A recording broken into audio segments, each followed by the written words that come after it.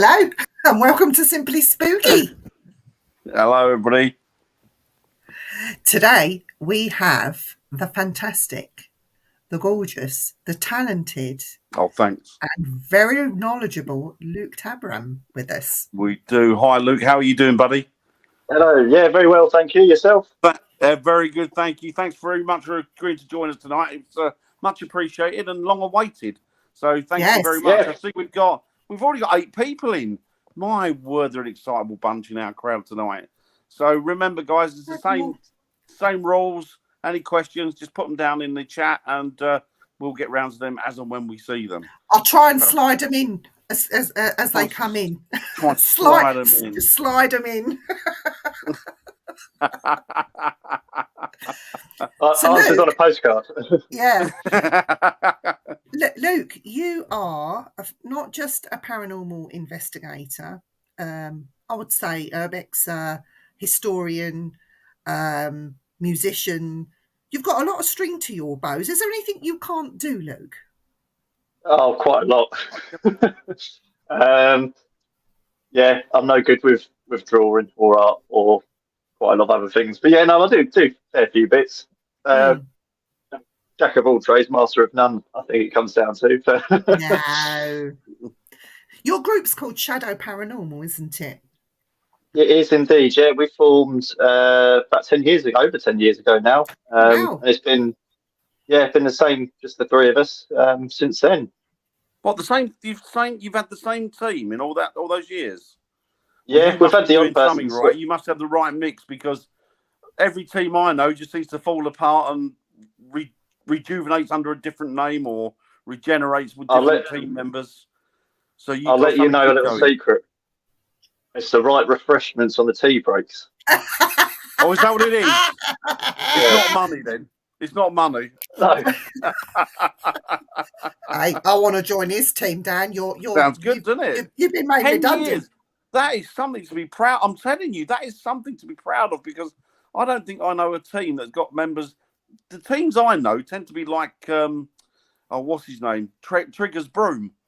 15 different handles and 20 different heads. It's like they just seem to go round and round and round and get new members all the time. So that Kelly said hello. Kelly hello. said Hello. A lot of people are jumping in saying hello. Hello, everybody. Vicky. I can't say hello to everybody. Hi, Vicky. Hello, Vicky. Vicky's with Luke, I think. Yeah, that's my other half. Hiya, Vicky.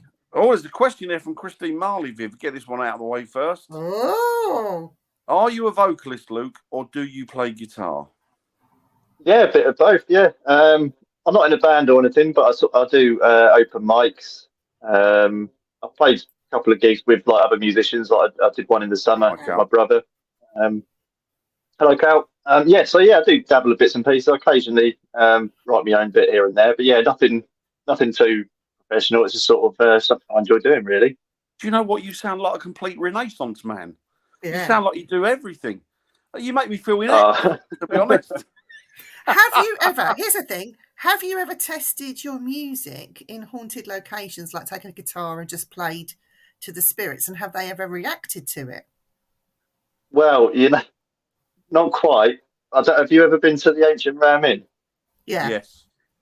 You know that piano in there? Yeah. Yes. I did have a go, but that's a bit out of tune, isn't it? Oh, really? Does it sound like something out of a horror movie? Oh, worse.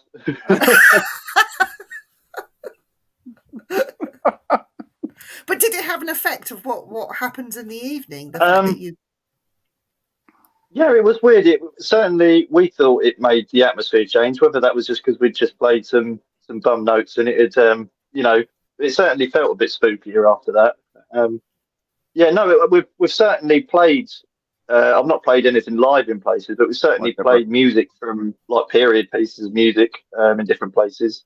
And I'm convinced 100% that's definitely triggered things to happen. There's certainly been a few locations we've actually, played something that relates directly to that. Yeah. Cal says, check out Paracoustic Sound and the Paranormal by Parsons and yours truly. I've got a couple of Parsons books. I'm not sure if you might have contributed to them, Cal. I can't think what they're called now. There were two that he brought out pretty much on the pretty neck and neck. I think he brought them out together. Paracoustics was one, which obviously you've just mentioned, and there was another one I can't remember any off the top of my head. But yes, so Interesting. Can you give us a little bit of? He sang. Oh, that's pretty cool. That's pretty Hallelujah cool. at some bolt-offs, and it got mimicked. You sure that wasn't an echo, Bri? Ghostology. Thank you, Cal. That's absolutely right. Ghostology. Both cracking books, really good books. Yeah. So, could you give us a little bit of background about you and your team, please, Luke? Well, it all started really as a child for me. I'd never ever had an experience. It wasn't something that happened to me that got me interested. It was just always a fascination in ghosts and, you know, UFOs, anything unusual, anything strange, and then also interested in history as well, which I discovered I had. And I suppose I was about 15 or 16, and I think I watched a couple of the very, very early sort of YouTube channels that would go out investigating. I can't think off the top of my head who they were, but yeah, really early ones that was just sort of an old sort of night vision handy cam sort of walking around, and it just captivated me. It just grabbed my attention, and I thought I'll go out to go out for myself and have a look, see if there is anything going on. And after a couple of visits out, I thought, well, there's something to it. There was a bit more going on, and yeah, decided to start making videos. I was interested in making videos as well, and I thought sort of put the two together, and then yeah, formed the team really. I met Sophie and James, my two colleagues at college, and yeah, they joined me straight away really. And it's sort of one of those things you sort of think like, oh, 10 years and there's key points. It's the 10 years sort of merged together, and it's just because it's been the same three of us. We know each other sort of back to front, inside out. It's like the 10 years is sort of one solid movement through the whole process and experience of learning about all this. You build up trust as well, don't you? That's the thing. You've got trust in the people that you're working with. Oh, big time. You're invested in them. You're invested in each other, which is brilliant. Absolutely fantastic. Yeah, it certainly helps, I think, having that relationship with people, because you've certainly got that trust in them that I think the big ones, how they react to certain situations. Sort of how severe, or not severe is probably not the word, how intense an experience is or what they've seen by their reaction. You just haven't got to ask them about it. You just know from their reaction what they've sort of experienced. And yeah, just the general trust of it, the whole thing. If someone makes a noise, you can guarantee that they'll say, that was me, or and it's the proactiveness of it as well. Not like me and Dan. I've known him for about 10, 11 years. God, long while, Viv. Long while. And he's been trying to get rid of me ever since. I won't let him go. It's my safety blanket if something happens. We're stuck together. We're stuck, unfortunately. for Viv, unfortunately. But the thing is, though, when something really bad happens, we had one experience. It's only ever happened to me once. The one experience that was so bad that we should have left and not antagonised or, and Dan's making me stay there. Come on, Viv, this is what we came for. Can you come closer? I'm like, no, let's go. And I ended up swearing at him before he realised, yes, she's and hitting me in the back. She's nervous. Come on, let's go. I'll have to tell you about that place off air. Definitely tell you about that. Love it. We got some questions. Oh, excellent. Let's just roll them out there. When we sang We Are the Champions by Queen of Nottingham's Hall of Justice, we certainly all felt as dry. Yes, we did, Christine. That was, yes. Yes, that was you raising the energy, as it were. Oh, she just wanted to ask you a question, Luke. I've been having things happen to me again at my house. I've had things being thrown at my boyfriend. I've had whispers in. I've been touched on my head. I've heard my name being called. What do you think it could be, Luke? Could be anything, really. I mean, there's if there's anything going on there, who's to say? What type of spirit it is, what type of phenomenon is going on, and obviously, if there's stuff being thrown, it obviously sort of is poltergeist, sort of psychokinetic type activity. It's one of those things that sort of you just got to monitor, just sort of keep a track of what's going on, really, to try and build up a picture of what kind of activity is going on somewhere. Same with any location, really. Yeah, agreed. So, sorry, no, it was We Will Rock We You, Will Rock Der You. Brains. The brain, sorry. Oh, Christine's funny. I love Christine. Jason says, hello, Mr. Hiya, Hassav Jason. I hope you're well, my friend. from Oregon, which is He the is Bigfoot indeed. Highway. Chantel in the room. Woo, woo. Chantel Oh, in the room. Chantel's in the room. We do this for Chantel. Hi, you Annette. I hope you're doing well. Nettie's in the room. Nettie's in the room. Nettie's in the room. We've got 10 people watching now. This is a world record for us. They're all your groupies, Luke. I hope you realise. Yeah, this. they're there because of you, not because of us. Yeah, they don't know about what we're doing. They want to know about you. Nobody wants to know about us. Sure, that's not true. No, it is. So Luke, I want to ask a question. So I've been watching you on Facebook. I know you have YouTube. I did post it on there. And this particular episode, you went to Rossby Asylum in Sleaford. I should have not said where it was, but never mind. I've said it now. And I've been there on a couple of quite a few occasions, but many years back. How did you find the hospital itself? Did anything major happen to you that you couldn't explain? And how did you feel when you got home? Did you have any effects from the actual place when you got home? We certainly had things happen there. There was a lot of, I mean, we've been about 3 times in total. The first time in a certain area, it's only, I think it was in what was at one point the children's ward, I think. We heard very distinct footsteps walking around there. We could hear voices in there. We've recorded a couple of those as well, not just EVP, but actually audibly hearing them. There was quite a bit of that kind of activity going down there, and nothing much else. Second time we went, nothing whatsoever anywhere in hospital. Okay. And then the third time we went, I think the third time was the most interesting. We had the smell of, it started off as the smell of like latex. Right. It smelled like a rubber glove kind of smell. And then that suddenly disappeared, and Sophie felt something sort of shove her on the back. I thought it was one of us that walked into her, but you can see she's way off the distance on the camera. And then, after that, it was the sort of the smell of BO came like out of nowhere. The most bizarre sort of smell you can imagine, really, really intense. And then that disappeared. But I think we had some EMF readings at that point, and then all of a sudden we heard footsteps walking up the stairs. So it was sort of like all of that in a certain area, and then they went up the stairs, and it just all vanished after that. That was really bizarre. Did you have any effects? Did anything follow you home? Did you have anything happen at home after being there at all? No, I mean, I certainly think we got it. Well, the 3 times we went was fairly quiet, I think. In general, I certainly think it's somewhere that could have a lot more, but we didn't have anything follow us as much as it was quite a touching place in terms of what the sort of place it was. There was nothing otherworldly that sort of I felt touched me other than just learning and knowing what the place was. But yeah, we didn't have anything that I remember sort of happen afterwards. It was all definitely confined there. But like I say, it was quite low level whilst we were there. I remember, and this, I've always carried this with me at Rossby Asylum. I thought, I'm a brilliant paranormal investigator. I've got my voice recorder. I can listen live. I've got earphones. I can hear. It's all magnified. I can hear anything that happens. I can listen live and respond to it. And I stood by the lift. And just as you come out of the lift, there's a couple of doorways. You can go in front or you can go to the side. So I stood at the front one, leaning against the wall.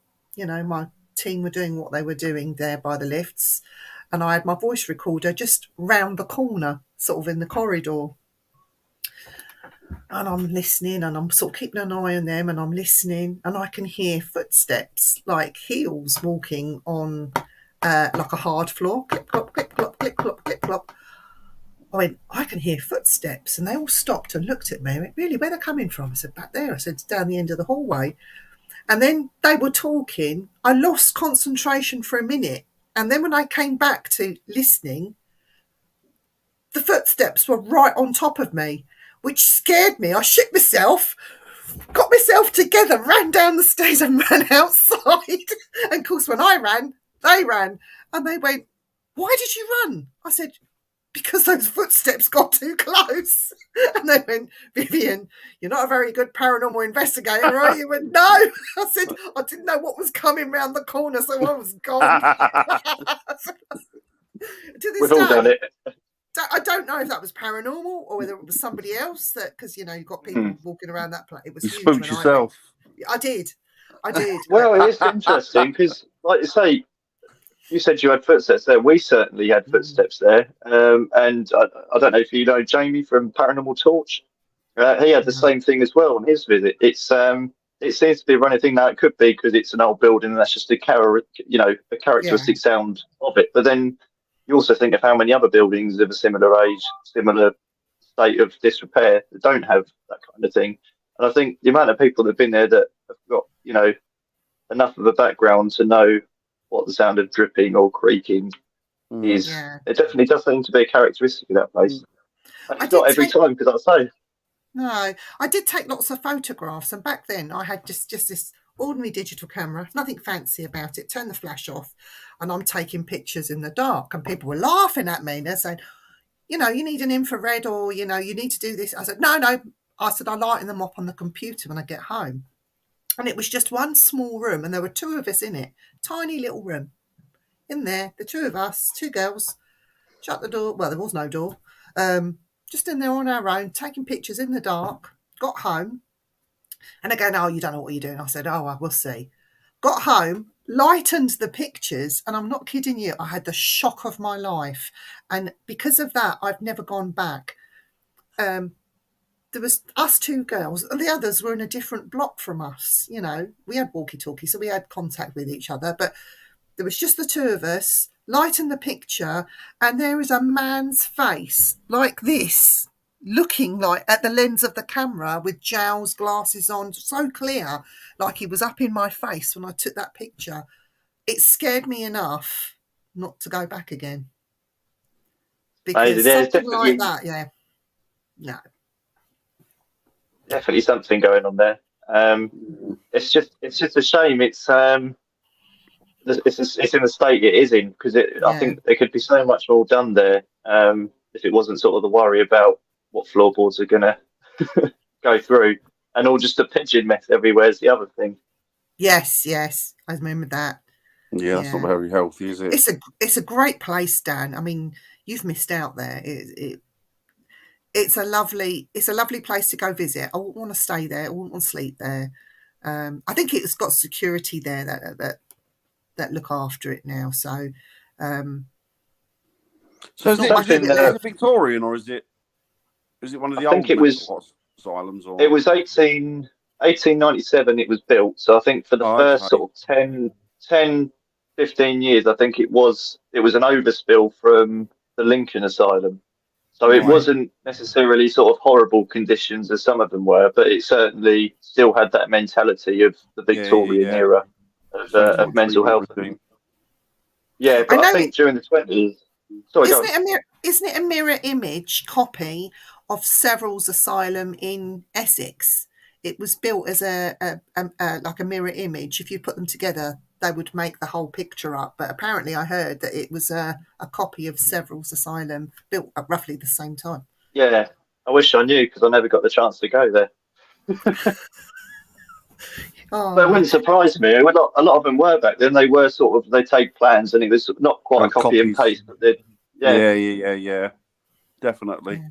And also, speaking to somebody that worked on the railways, they've told me that some that were from Lincolnshire that said that some of the patients couldn't deal with life, and they were kept under strict conditions, not bad conditions, but strict conditions, managed to escape, take themselves off, and straight in front of a train to end it. So there has been it's right around the corner, isn't it? Yeah, it's quite a sad place, that these individuals felt that they had to do that. But again, all that energy must go somewhere. You can't just and it's not like there was necessarily bad people running it. It was just a product of the time. If people don't know better, they can't do better. And I think that was absolutely. the case with asylums and things like that. It was just the overall mentality of it. Like, no one meant any harm to anyone. It's just is what it is. I think if you hear clip clop, someone's unicorn got loose. Probably mine. He's an arsehole. That's funny. So I want to ask you something, if it's all right, Luke. Now, if you're anything like me, I mean, I'm not particularly skeptical of the paranormal. I don't know what it is. I couldn't tell you what it was. Obviously, we've got our theories and our ideas as to what we think it is, but nobody's got, we haven't got any clear or concise answers. But the thing that I do get, I am skeptical of, is people's perceptions of the paranormal. So, how kind of skeptical are you? It's funny. The older I get, the more skeptical I get. The more I do it, the more skeptical I seem to get. Really, but then it's because just as much as you see things and experience things you can't explain, you also see the contrary. You see things that you can explain, and there's certainly places I've been back to in the past that I've thought I've experienced something. I've gone back there and I've looked at it in a completely different light, and I thought, well, actually, I don't think that was anything. And it does get your brain thinking, well, how many other things have happened that could be explained away? And then there's some that obviously not a chance anything could. And I think you have to be that cynical.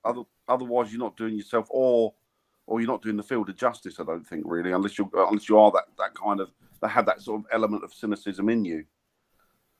Oh yeah, it's more fun as well, I think, because when you do get something and you've looked at it, you've got other people to look at it, and there's no way anyone can quite work out what it is or what it could be, then the excitement you get from that. Whereas if you was going out constantly and every little shadow, every little noise was a ghost or whatever it would be, to me that doesn't sound particularly interesting. It just seems not a waste of time, but it's just a lot of, there's no effort to it, and no looking deeper. It's very surface level. No.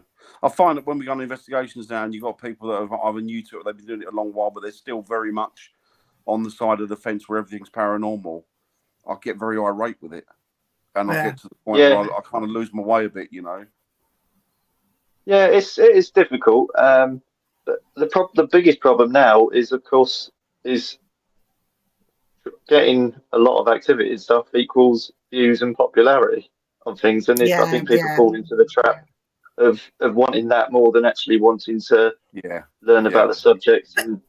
But the thing is, though, Luke, you talk about the history of a place. You don't just go in there and then investigate. You talk about the history. You do research, and you find out about the place before you actually go there. And you can see that the work has been put in before you even gone.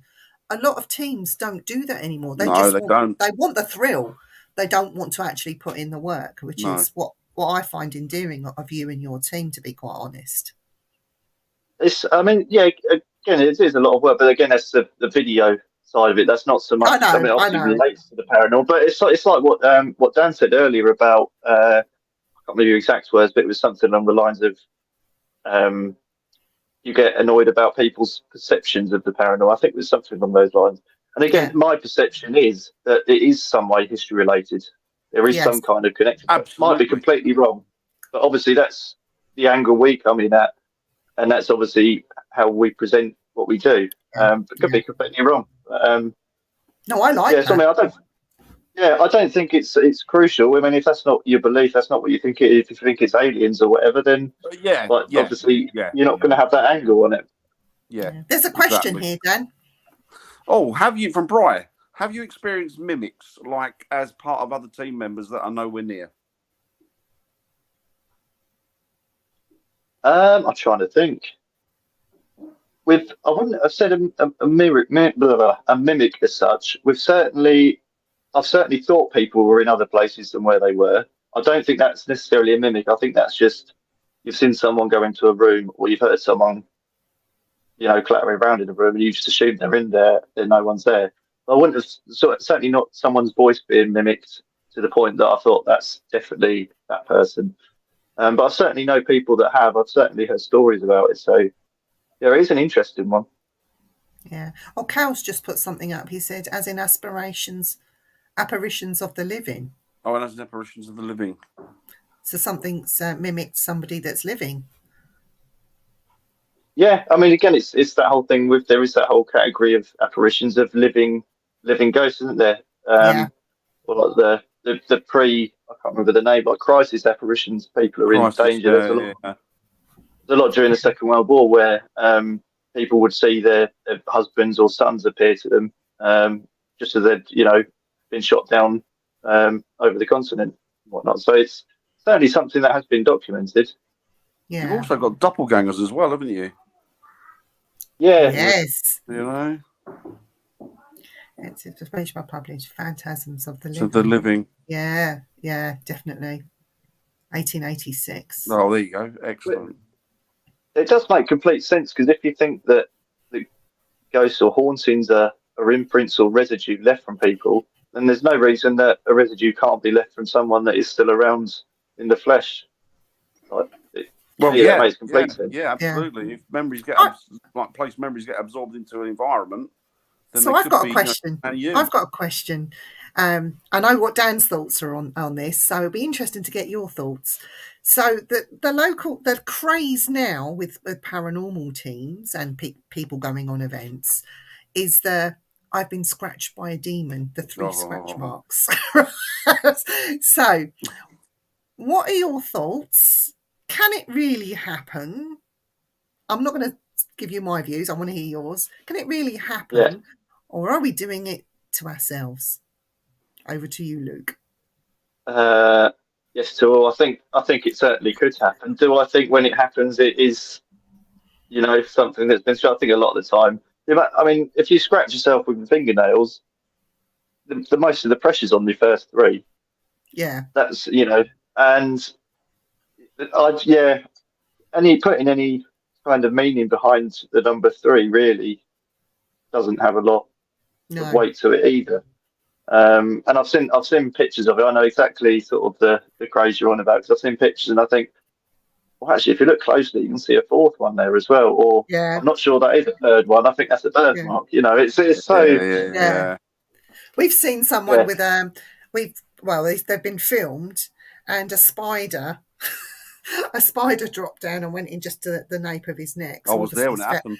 Yeah, you sort of felt the spider. Of course, you're going to do this, and then later on, you feel a bit uncomfortable because you've scratched your skin. But then they've wound themselves up. Oh, it's a demon! It just really come on, it's spider. That's the part I have a problem with, the demon thing. Yeah. Do you know what I mean? Can you get scratched? I don't know. I would think it's either something in your clothing, or as you say, you've inadvertently scratched yourself, or you've done something and not thought about it, and then it's got itchy later on, or what have you. As you walked around and started sweating, then you started to notice it because it gets really sore. But the whole demon thing, You know, Luke, you'd be interested. One of our friends got together with a scientist, and they built this contraption. It took them 6 years, but now they can prove touch. And if somebody scratches you, obviously it's a form of touch, or punches you, whatever. So I think hopefully in years to come, it will be modified that we're all using it in paranormal teams, that if somebody does get scratched, well, let's just check to see if that was right or whether you did it. It will out a lot of people, I'm sure. Yeah. Yeah, even subconsciously, like the amount of stuff that I'm sure people don't even realise. I've woken up before in the morning and had a scratch. I think, well, I've done that sort of thing, and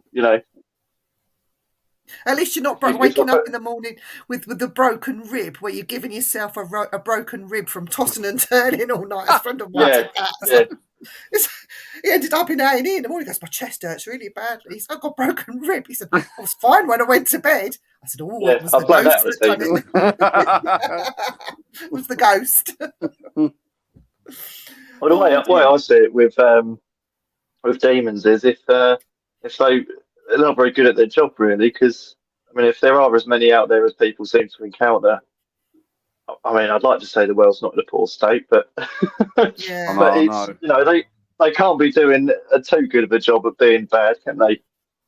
Well, no, they're just scratching people. That's a bit pants, really, isn't it? That's what I mean. Yeah. If that's as good as it gets, it's not. Yeah, it's not cutting it, really, is it? As a demon. Elliot O'Donnell wrote 2 books to that theme: Dangerous Ghosts and Ghosts, Helpful and Harmful. Oh, okay. That sounds good. Oh, might have to. Yeah, I like Elliot O'Donnell stuff.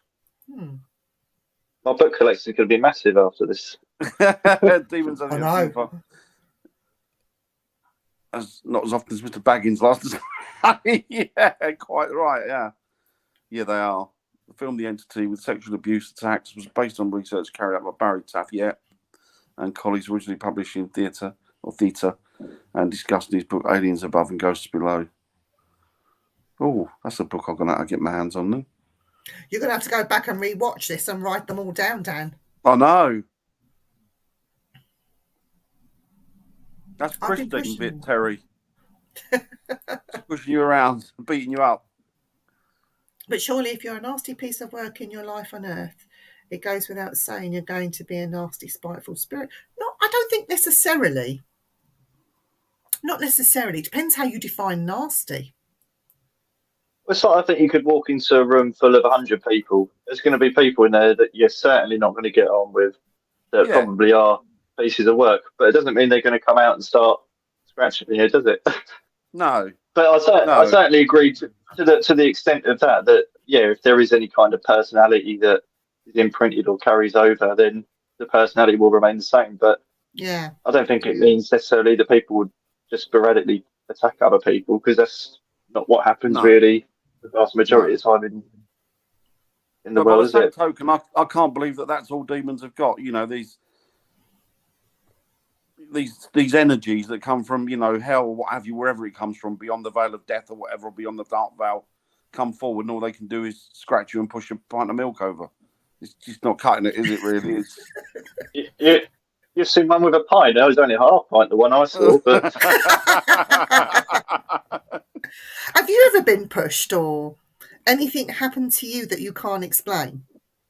I've certainly had physical stuff. I remember one was in a churchyard out in Suffolk. That it was quite odd, because there was two sides to it. There was one which I suppose I could say it was the D word, but it certainly wasn't. It certainly was something very negative there. And on the other hand, there was also this quite childlike sort of thing going on there. And I remember we were got in sort of EVPs of children's voices, and I remember my coat got tugged as if someone was standing next to me, and just two little tugs on my coat. I remember that so vividly.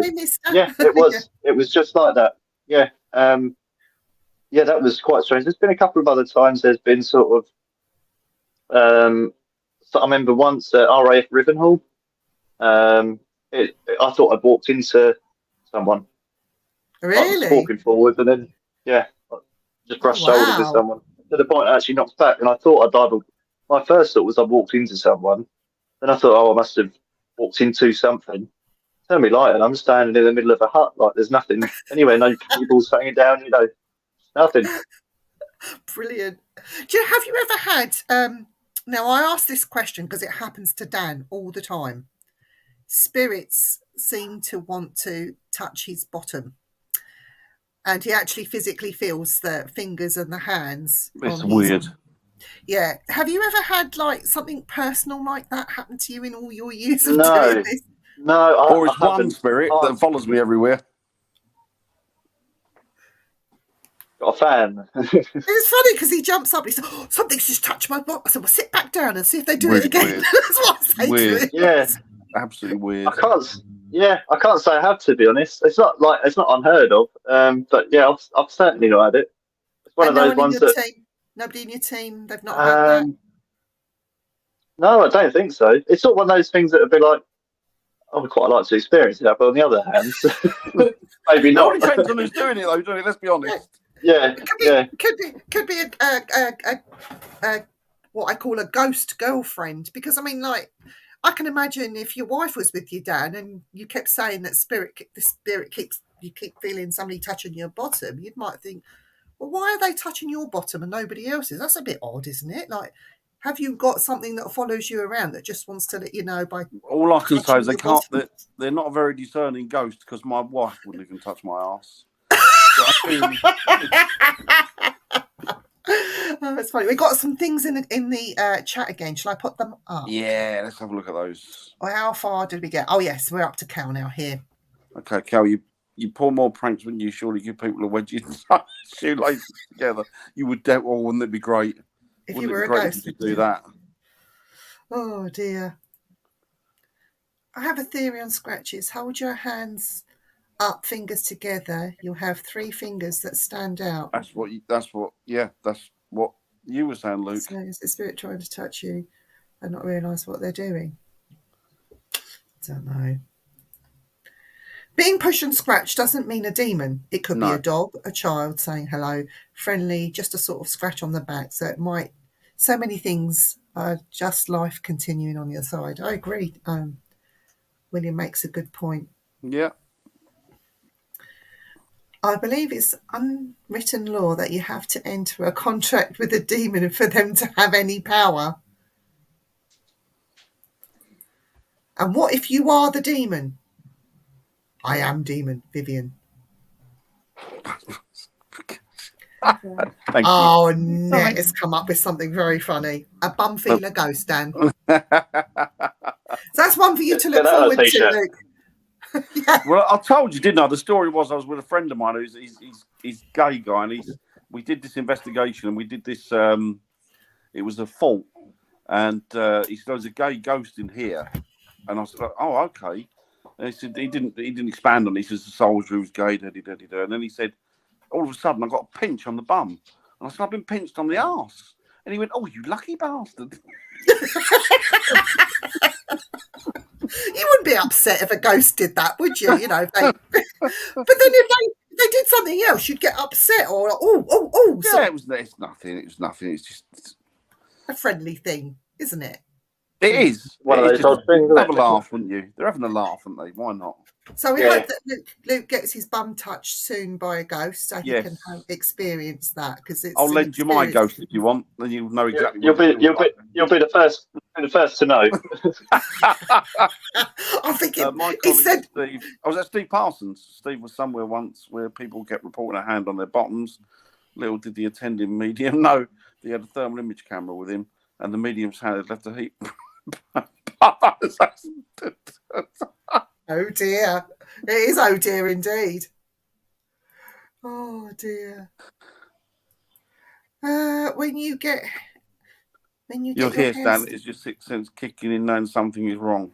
Do you get that, Luke? Do you feel that sort of that prickly feeling in your hair stand? Do you get that often?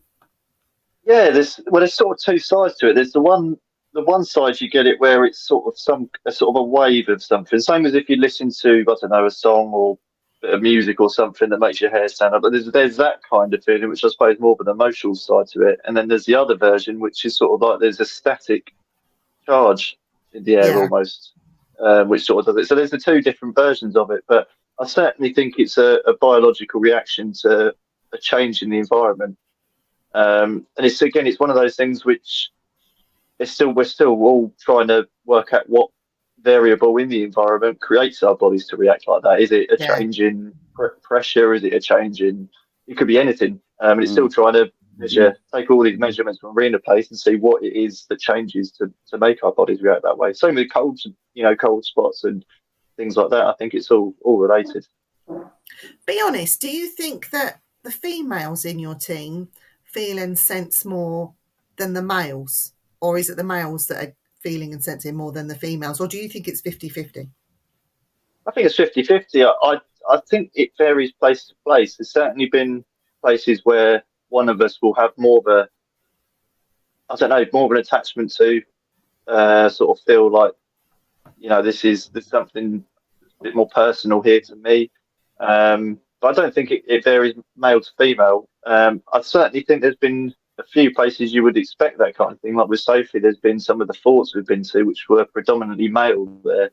Yeah. She seems to have had a fair bit more attention around her. I mean, that might just be coincidence, but then you do look at the history of the place and you look at if there was anyone that was to be here,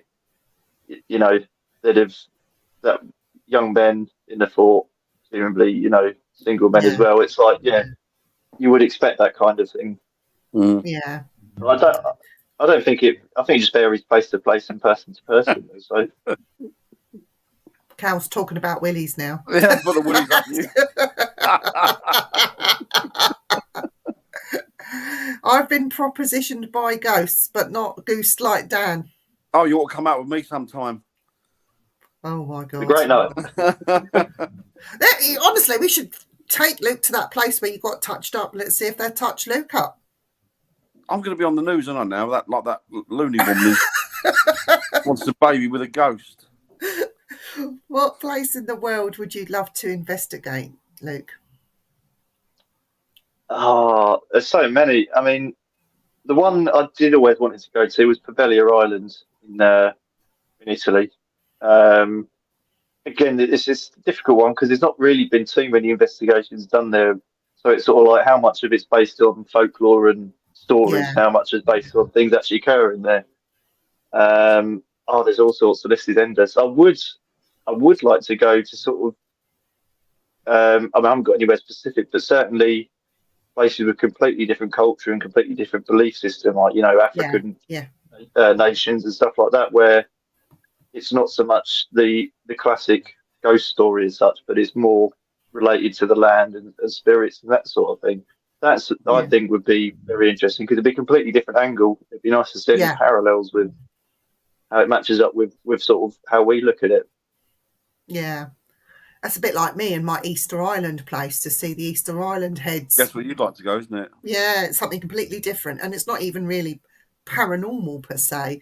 It's just the mystery. It's seeing the heads. They say that the rest of the bodies is buried, but just to go and see them, measure them, the EMF, and is there any feeling with them? And was it a magical place? Did anything happen there? And, just bringing the paranormal to it, if you like. I mean, again, because it's obviously a site of sort of historical significance. Again, it's not a place that we'd ever really have any kind of link with that in terms of people, looking into it in that aspect. And there's a lot of places like that as well. Certainly, like the pyramids and whatnot. Obviously, years back there were legends and myths attached to them, but in terms of 21st century, there's sort of been no looking into anything like that. No. So Terry has said, oh, it jumped. Keeps doing that. I get a tingling from my feet through to my head in a wave. You've mentioned that, didn't you? That things come in waves sometimes, didn't you? A bit earlier on, that you get a sense of something's about to happen. It comes in a wave.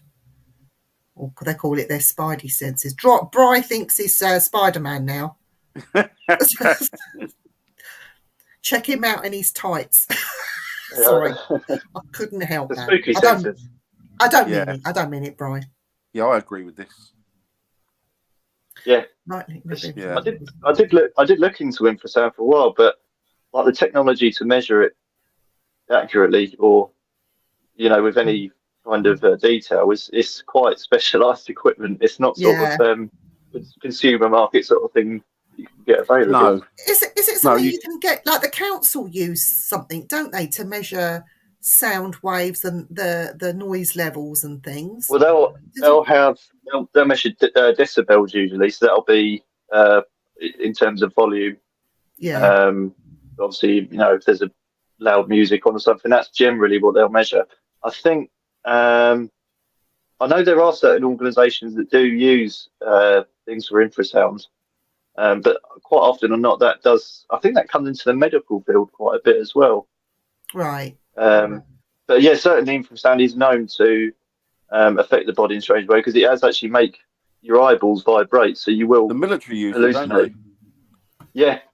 The military. So many, but it's to measure it is quite specialised, which is a shame because I'm sure the amount of places we'd probably be able to debunk just by. You're not going to be able to get off of eBay, are you, to measure it? Exactly. That's right. Not accessible. I did have a look into it. Yeah, it's very very specialised. Right, so I've got a question for the two of you, actually. It wasn't last night, it was the night before last. I was out in the garden at 4 o'clock in the morning, having a cigarette because I couldn't sleep. And I heard, and honestly, I'm not going mad, and I wasn't half asleep, I was wide awake. I heard drumming, like African drums. And it was just out there, and nobody playing music, no car going past, because this went on for 20 minutes. I even came inside, had a cup of tea, went back outside to see if I could still hear it, and it was still going, the same beat.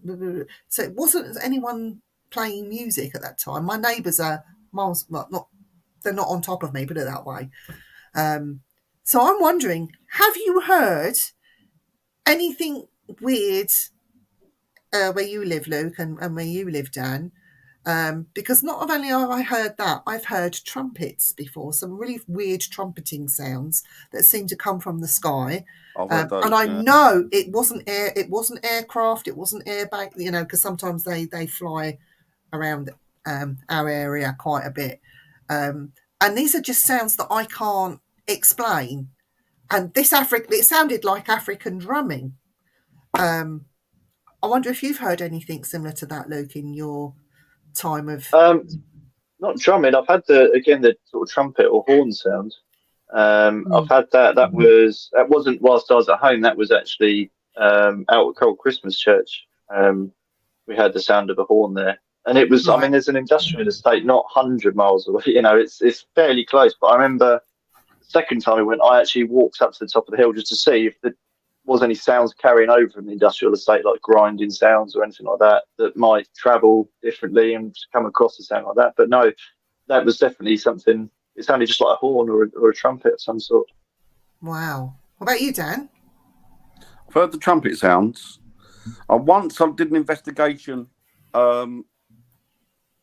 It was across a couple of farmers' fields, and then it dipped down into like a hollow in a woods. And did an investigation there because there was purported to be activity there. And we heard like a music, a low thronging music. And couldn't work out where it come from. But then it was the early hours of the morning. Sound travels really in weird ways, doesn't it? And the way, when we looked at the landscape, the way the landscape was, it kind of lent itself to it was a natural curve. And then it came up and went back down again. And then when you look down about a mile away, you could see that there was a pub that was still open. So the sound was travelling up from the pub, but it sounded different. Yeah, it's amazing what difference like just a slight breeze will do to sound carrying. It's incredible. Yeah, right, Christine says something I find quite disturbing, actually. She says she gets really bad goosebumps at the start and at start of her feet and continue up my legs through my body. And this is the disturbing part. And then my brain's squeezed. It's very strange. Whoa, that's all I can say. I don't know what that is. The feeling of having your head. Is that only on investigations, Christine, or is that like something that happens outside of investigations as well? And does it come along with anything else? Does it come along with maybe, I don't know, beginning of activity or something happens after? Apparently they're digging as we speak, Viv, and they do have bodies. Ooh. Ooh, ooh, ooh. I need to get Brian on the show, you know. I need to throw him some dates. Oh, Lois is going. Or Take it easy, Lois. Love you. Take it easy. Okay, bye. She's our administrator in the chat. Okay. Lovely girl. Infrasound meters.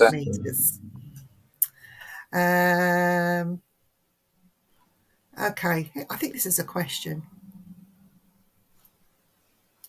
Do you feel spirits use Earth's magnetic fields like birds do?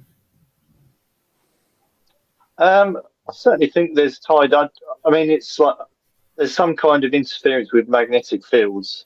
So certainly, I think there could be, whether they use it or utilize it, they certainly disrupt it. Yeah, that's again one of those things that it's linked in, but we're not. Well, I'm fairly confident it's linked in. Not quite sure how or why, or what the factors are with it. But yeah, certainly do. That's interesting, isn't it? Cal, Steve says he has to take laptops and speakers along. You can't really walk around with infrasound equipment. There are basic handheld items that give you an idea, but as you say, specialised and high-tech. Oh, wow. Yeah. There is an item on sale There's an item on sale on eBay now, which is meant to be an infrasound projector. I can't really warranty that it's any good, but They want 350 quid for it. Whoa! But the thing is that put me off of it, investing in it, is A, I don't know, the validity of it and the quality of it, and B, they're advertising it as built for attracting demons. And it's like, that's put me off straight away. Yeah. That's a 0-year warranty on it. Yeah. I've heard the trumpet says Annette. Yeah. William says, I bet it's the Roman influence at your place. My house is built on top of a Roman villa. Oh wow! Yeah, it's a long story. I'll have to tell you off when we go private, and I'll tell you about it. Might have been a van rocking in the dogging car park. I doubt it. Not round here. I doubt it. They'll go to the forest. Humming, yes. Humming is I've had humming, and I don't suffer with tinnitus. I've had humming since I was about 8 years old. And aren't there certain people that can pick up on the it's something to do with the humming, the way the planet moves or something? I don't know. I can't remember what it was now. I used to think it was the lamppost outside, on the street that I could hear. But then I moved, and there's no lamppost, and I still hear the humming. So it wasn't that. Followed you. It's sort of like a low vibrational frequency. It's like a shh, and it's got a bit of a rhythm to it as well. It's something to do with the axis of the planet and the way that it's something to do with people can pick up on the humming of it. Some people can actually. Apparently, it's a thing. They can I can't, but they can genuinely hear it. Are you saying I'm alien? You might very well be. Oh, when the spirit is near, she gets goosebumps, and my brain gets a bit squeezed. Oh wow! Easter Island just had a fire that damage. Oh no! Terrible. I'll go in there and scrub the soot off them. I won't mind. He's got a boom gun, costs £3. I don't know what a boom gun is.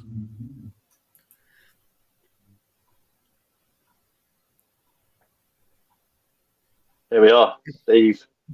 Steve the man. Yeah, that's it's the go-to guy then, isn't it?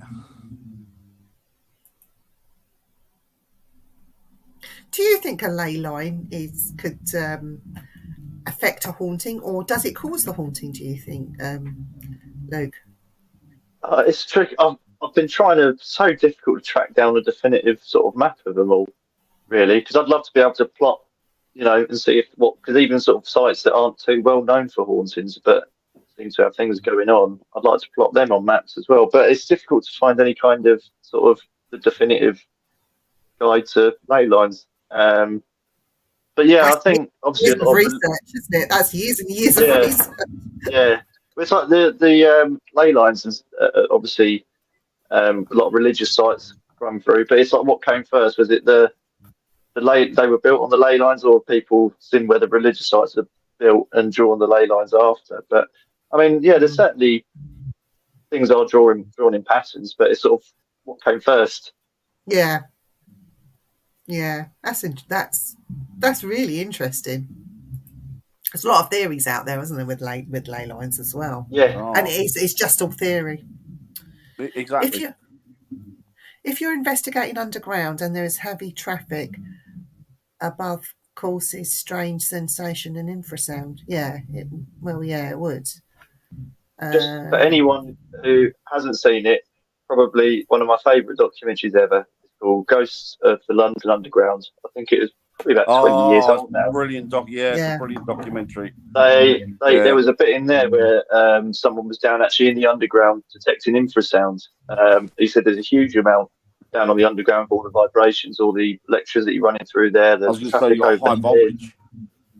And there was a huge amount of infrasound down there. And he said that certainly would affect people's bodies in a way that it would make their eyeballs vibrate. They'd see things. He said it'd probably bring them out in sweats, which could, that sort of thing's really interesting. But if you haven't, and if anyone hasn't seen that documentary, give it a watch. I think it's on YouTube. Brilliant.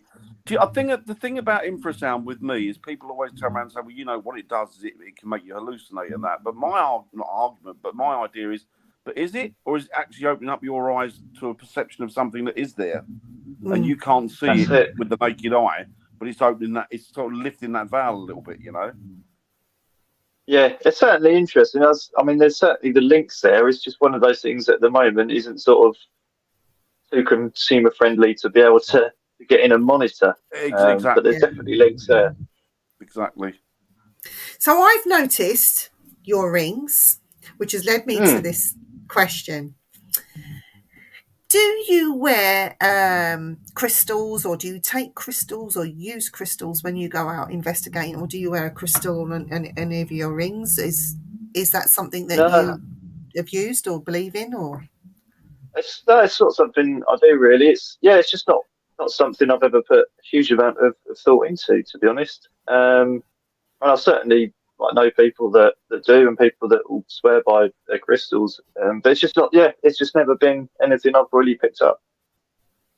Okay, so you wouldn't know if Just, like a crystal would attract a spirit or that's around to you no, because yeah. I mean, it's one of those things that's like I say, some people swear by, and I don't know sometimes if it's the mentality of thinking, right, this is going to do something for me, and it yeah, will open yourself up to it, and they're very much the same as something that's will protect you. Does it mean that your brain is then so focused that this is doing it for me, nothing's going to sort of harm me or whatever, and you yeah, sort of just inspiring yourself to do it. But it's Yeah. I certainly know people that absolutely swear by them. yeah. Have you ever bought anything home? And if you have, where had you been and how did you get rid of it? Spirit wise, have you brought Uh, any bad juju home with you from an investigation? no, you know what? I haven't, not once. I've You're certainly lucky. been, yeah, I certainly sort of woken up the next day and just sort of thought, oh, that was like, I feel absolutely drained and absolutely knackered.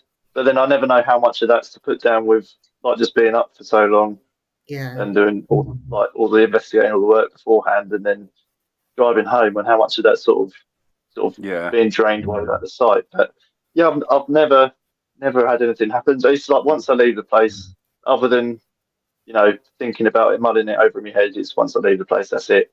Like, it's yeah, never come home with me, which is nice. I know some people do sort of take it back, but for me, it's just sort of been once I leave, that's the end of that chapter for that place. yeah. That's good. That's good. That is good.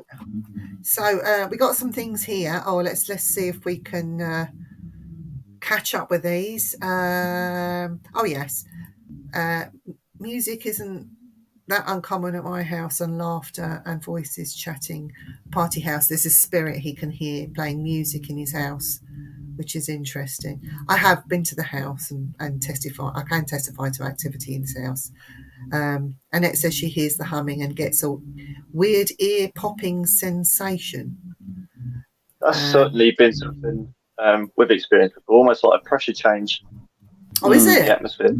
Yeah, it's And like a sudden you've change in experienced air that? pressure. Well, Yeah, quite a few times. Same with Sophie and James, same thing. And funny enough, all at the same time. So there's obviously is a Wow. change in pressure. But again, it's something's what's happening. causing that, and is that Yes. cause and effect? Yeah. The corner of my house is on a ley line. I have a very interesting picture from that corner, and the dog would sit staring at it all the time. That's Annette. And Bry says, I think that ley lines make hauntings cleaner, crisper, more intense, especially if you're sensitive to these noises, as I believe they are linked in frequency. Now that's very interesting. And Christine says, would it certainly explain my brain feeling squeezed, Bry? Oh, the thought of having your brain squeezed, it's just like, oh, nah. It's different if you've got a hat on and the hat's too small for you. You get that, that feeling that, Yeah, oh, I need snug. to take this off now. Yeah, but to have your inside, oh, that's just no. But Dan, have you got any questions? Any last questions? No, for I think Luke? that's it. I think it's been a really, really interesting and really enjoyable conversation. Thank you Luke, very much, Luke. will you come back on the site sometime before Christmas and let us know how you've got on in the last few months and what you got up to at Halloween and Yeah, I'd love will to. you come back We'll on? We'd also, love to have you on. we'll have to sort something out to investigate somewhere as well. At some point. Definitely. That'd be brilliant. That'd be absolutely superb. Don't go anywhere, Luke. Stay where you are. Thank you, Luke. So we are back, I believe, on Friday with the Frighteners, with Lois's team on the Frighteners, and Saturday. What date are we? We are on a show with Jenny I can't pronounce her name. Sullivan Sunashi. I think is going to be going on Things Network, and we'll be back on Tuesday on Things. Paul is on Simply Spooky with Mysterious Worlds. Don't forget to tune in to Paul at 8:00 as usual. But we want to thank everybody in the chat for tuning in thank tonight. you, guys. Thanks, everyone. And a big thank you for Luke for agreeing to come on. Thanks, Luke. You've been a star. Thank you. Yeah. Thank you. Maybe we'll get you and your other half on together to let us know where you've been investigating and what's been happening. And we'd look forward to getting you back on, Luke. And Brilliant. I want to say, everyone, if you're out investigating this weekend, wrap up warm, stay safe, and most of all, don't just respect the ghosts, respect one another too. It's very important. And don't get your brain squeezed. No. Take care, Thanks, everyone. guys. We'll Take see you it next easy. week. Have a good weekend. Bye, guys.